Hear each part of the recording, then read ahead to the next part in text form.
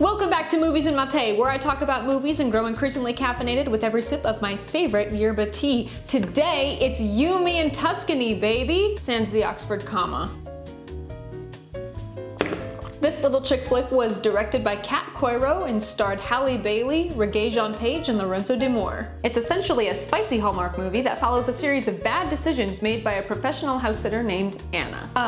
After losing her job, Anna meets Matteo, a wealthy guy from Tuscany who ran away from home, leaving behind an empty villa. Anna casts all common sense to the wind and goes to Tuscany to live in Matteo's villa without him knowing. There's just one minor complication. Matteo's family comes to the conclusion that Anna must be his new fiancée, and in true rom-com fashion, Anna lets them believe it. However, the more time Anna spends with them, cooking, frolicking through vineyards, riding in ridiculously tiny cars, the more she falls in love with them, especially with Michael, Matteo's cousin. It's a tale as old as time that you can probably predict in your sleep. 5 out of 10.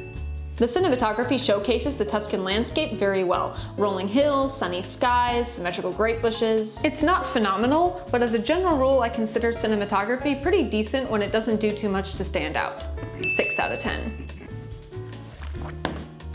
The editing also isn't outstanding, although there's one moment in particular I really liked. Anna first tries to leave the villa and looks out the car window to see it start to shrink out of view. Really captures the sadness she was feeling about leaving it. 6 out of 10.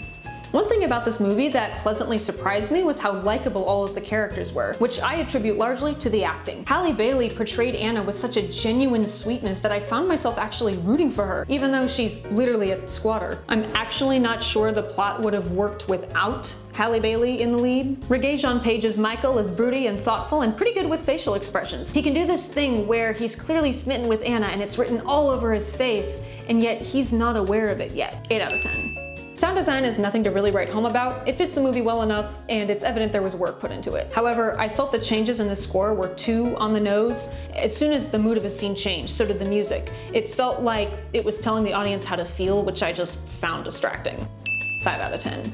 Overall, You, Me, and Tuscany is basically a Hallmark movie where everybody's allowed to swear. It's funny in the ways every modern comedy tries to be funny these days. We laugh because we know we're expected to, but there aren't many real laugh out loud moments. The stakes are high, but the plot doesn't do anything new or different with them. Everything just gets rehashed. We're told repeatedly about things that we know have already happened. The events leading up to the fake engagement felt contrived, making the resolution anticlimactic, unearned, and unable to settle on a theme. I almost couldn't believe it was happening as it was happening. While this movie is by no means bad, I'd consider it a forgettable delight sponsored by Adidas. Don't think I didn't notice. 6 out of 10.